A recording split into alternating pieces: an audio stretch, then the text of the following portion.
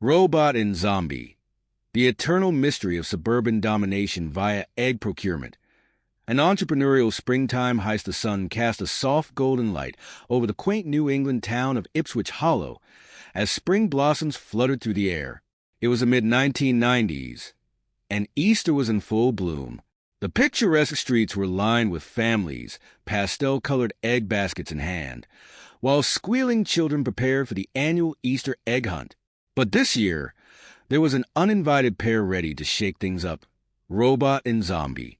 Robot, the shorter of the two, strutted through the town square in his trademark oversized black t-shirt with an obituary logo sprawled across the front, ripped jeans, and a flannel tied around his waist. His black beanie sat crooked atop his head, an eternal sneer on his face.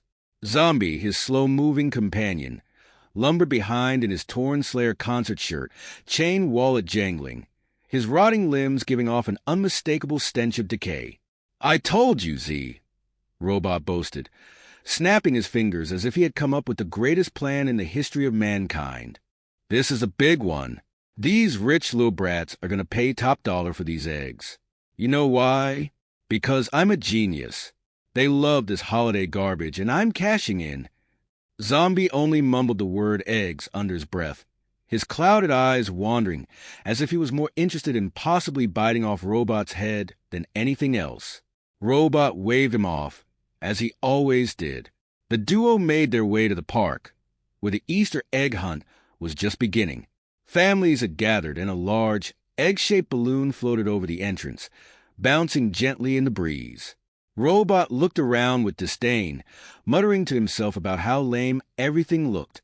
"Okay, listen up, Z. Here's the plan.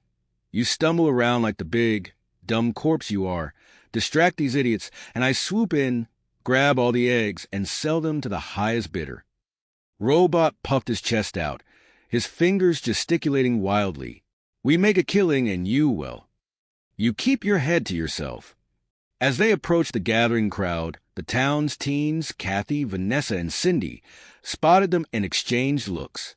Kathy, ever the sharp-tongued one, rolled her eyes at the sight of Robot, her attention clearly more on Zombie. "Hey, Rusty," she called, using one of her favorite derogatory nicknames for Robot. "You're going to ruin Easter for everyone now." Robot ignored her, throwing up a dismissive hand. "Kathy, sweetheart, stick to your mathly problems. The adults are working here." He glanced at Zombie, who was now trying to gnaw on his own arm. "Z, focus. There's money to be made, and I need you to at least pretend to be useful." Cindy, the perfectionist Ivy League hopeful, crossed her arms and stared down at Robot. "This town is way too nice for you to be in it, Robot. You're like, what's the word? Trash."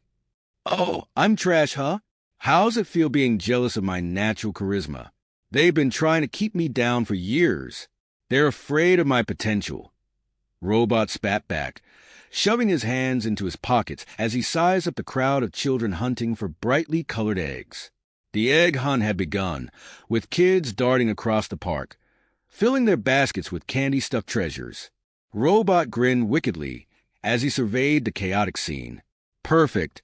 Let's get to work." Without hesitation, Robot ran forward, shoving small children aside with no remorse. "Out of my way! Future failures," he shouted, grabbing eggs by the handful and stuffing them into a tattered grocery bag. A well-dressed mother gasped as her son tumbled into the grass after a particularly aggressive shove from Robot. Zombie, meanwhile, wandered aimlessly. He reached out for a colorful egg nestled in the bushes, but paused, staring at it with an empty gaze. Then, as if on instinct, he tried to stick his head in the bush instead, teeth gnashing at the leaves. Vanessa, standing nearby, sighed dramatically. "Zombie, you've really got to stop with the whole eating things that aren't edible thing." She gave him a gentle push, but Zombie only grunted, still stuck in his mindless trance. While Robot continued to elbow his way through the egg hunt, hoarding his spoils, Todd Birkin, the town's slow-moving jock, lumbered over, his face scrunched in confusion. "Yo, Rusty Bot, what's your deal? You stealing eggs from kids? Even for you, that's low.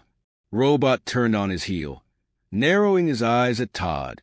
First off, it's Robot, not Rusty. You think these little morons appreciate fine holiday traditions? No, they just grab what's shiny. I'm providing a service here, redistribution of wealth. Todd scratched his head. Yeah, whatever. You're weird, man. As the afternoon wore on, Robot grew increasingly bold, swiping eggs left and right, his grocery bag overflowing. However, his reckless rampage hadn't gone unnoticed by the town's adults. Soon, a group of horrified mothers and fathers approached, led by Sue Webster, who had somehow appointed herself as the town's moral compass. "What on earth are you doing?" Sue gasped, pointing an accusatory finger at Robot. "This is a family event. You can't just steal eggs from children." Robot sneered, waving the grocery bag in her face. "Oh, I'm stealing? How about we call it what it is? Capitalism. If your spoiled kids wanted these eggs, they should have been faster. That's the free market for you, sweetheart." Behind him, Zombie had inexplicably gotten his head stuck in a mailbox, his muffled groans barely audible. Kathy and Vanessa couldn't help but laugh as they watched him flail about, completely oblivious to the chaos surrounding him. Robot, now flanked by a growing number of angry parents, sensed the tides turning against him. His bravado faltered. All right. I see what's happening here. You're all jealous. You're trying to crush my entrepreneurial spirit. Well, guess what? You can't hold me back." With that, Robot bolted, bag of eggs clutched tightly to his chest, while the crowd gave chase. Zombie, still struggling with the mailbox, was eventually freed by Kathy, who shook her head at the absurdity of it all. As Robot sprinted down the street, screaming about conspiracy theories and the man trying to keep him down, Zombie stumbled along behind, arms outstretched as if to grab his friend's head, though whether to save or eat it remained unclear. The duo disappeared into the sunset, leaving the town of Ipswich Hollow in a state of disarray, children crying over their lost eggs, parents fuming at the audacity of the chaotic pair.